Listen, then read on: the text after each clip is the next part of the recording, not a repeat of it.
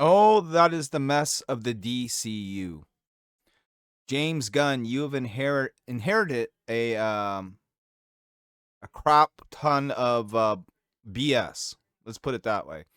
The DCU is in a mess, folks. We've known that for years now, years.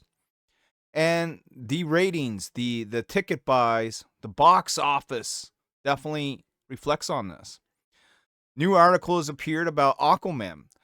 Aquaman nets a new streaming home as the Lost Kingdom flounders.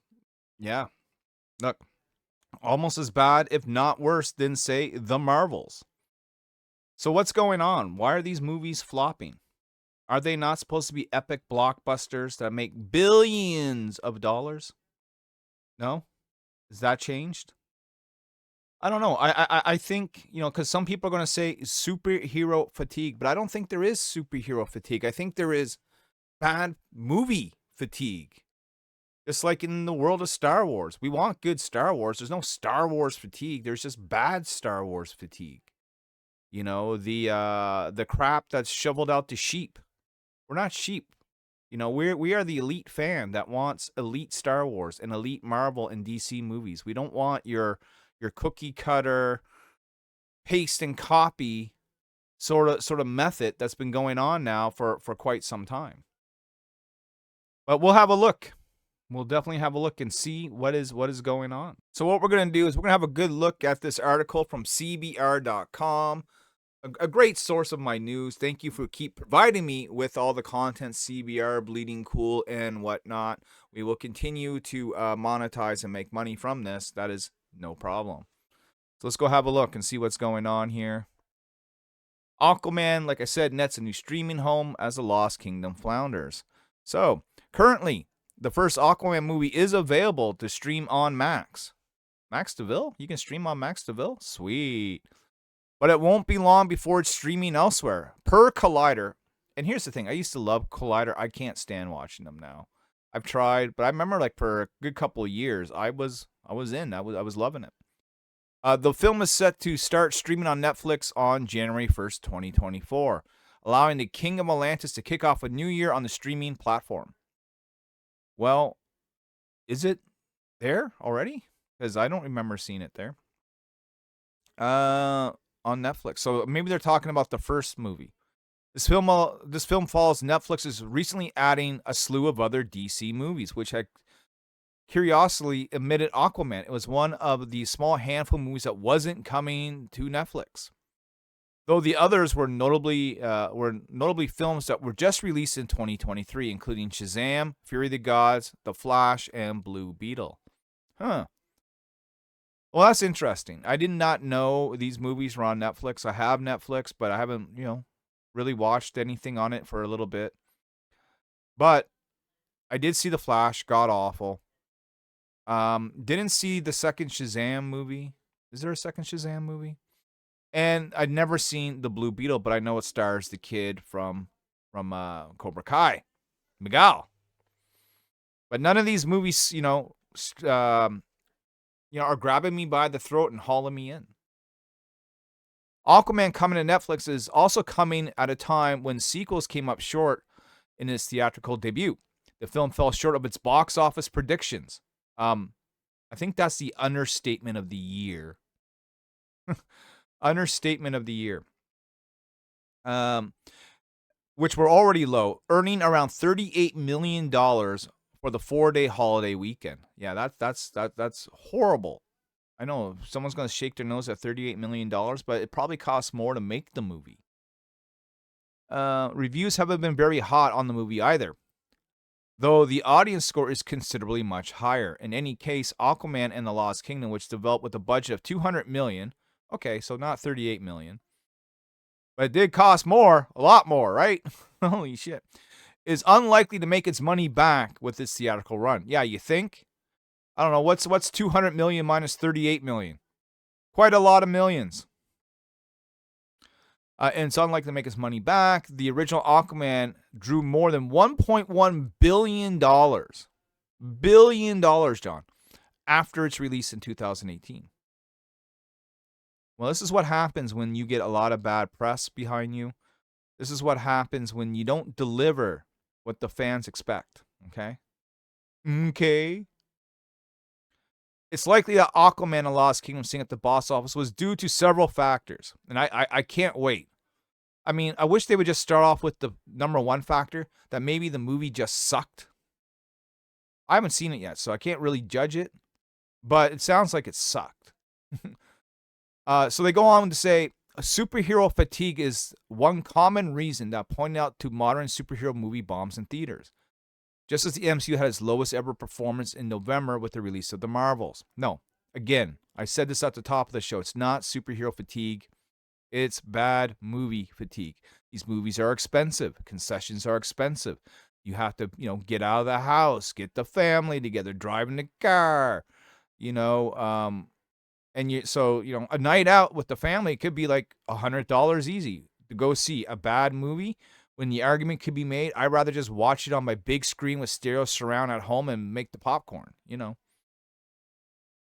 But the thing is, that's the catch-22 because movies really won't make money that way, right? You would have to be like, Disney when they charge like $40 for you to watch the Scarlett Johansson Black Widow movie, which sucked. So it's not necessarily superhero fatigue, it's just bad movie fatigue. Some DC fans also said they boycott the Aquaman sequel due to Amber Heard's involvement, as millions of people had signed a petition calling for the removal of her due to the legal battle with Johnny Depp. I'm a firm believer that what happens outside of the movie set is no one's fucking business. Okay? If they had a dispute, but she can still act and get the job done, she's not in jail, she hasn't been charged for anything, then she should be able to go ahead and do that. Okay? Now, I get it. Bad PR is bad PR. But, I mean, fuck.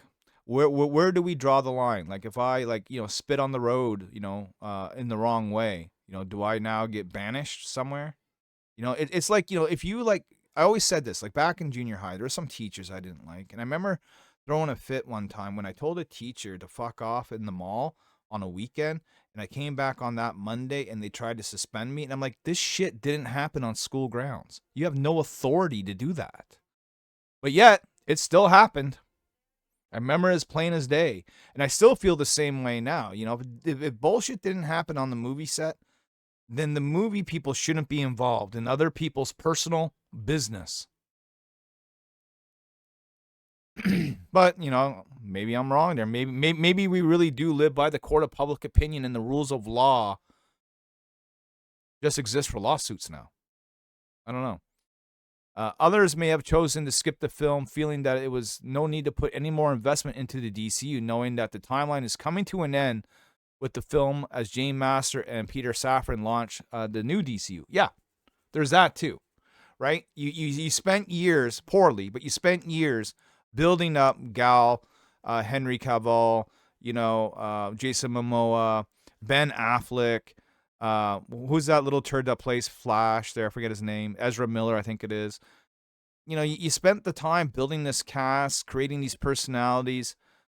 You rushed it, but you did it. And now that when people are finally, I guess, starting to accept these personalities in these roles, with the exception of Henry Cavill, everyone always accepted him.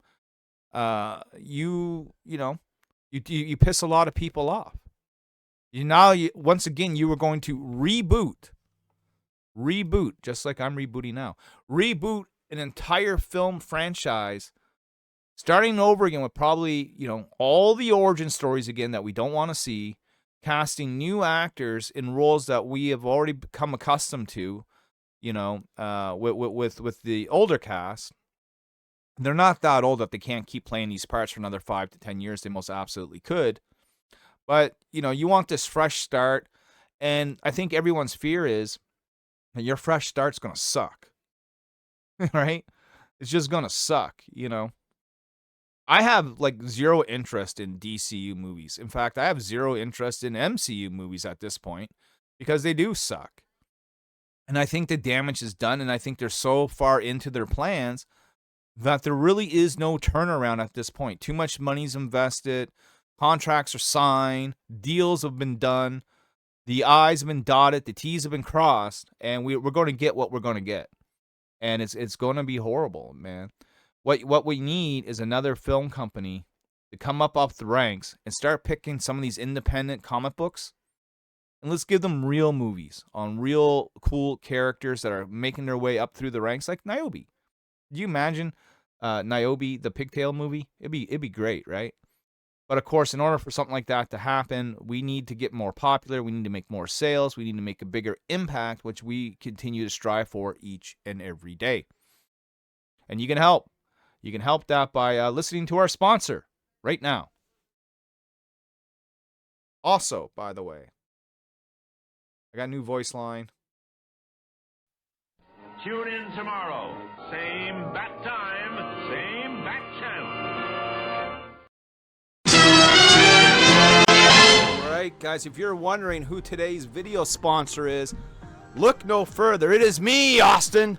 It is me all along. And I just like to talk about, people ask, I like to buy Nyobi. How do I get some pigtails in my life? Where do I get started?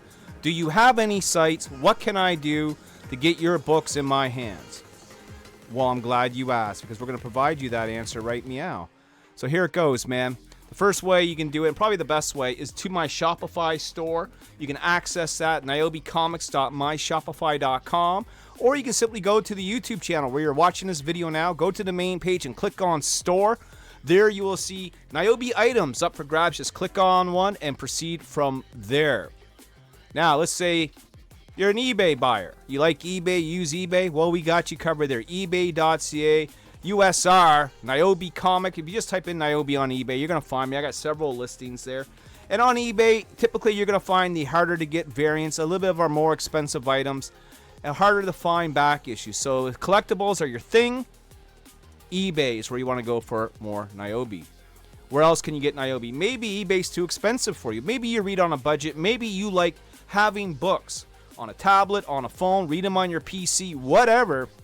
So get Nyobi at Gumroad, nyobicomics.gumroad.com. It's great for those who read on digital. We got lots of great items there. You can buy them for $5 or less. Nyobi on digital, gumroad.com. Now, the other way you can get Nyobi is by going to your local comic book shop. Just the other day, Nyobi Birthright was released by Antarctic Press and in shops nationwide, worldwide.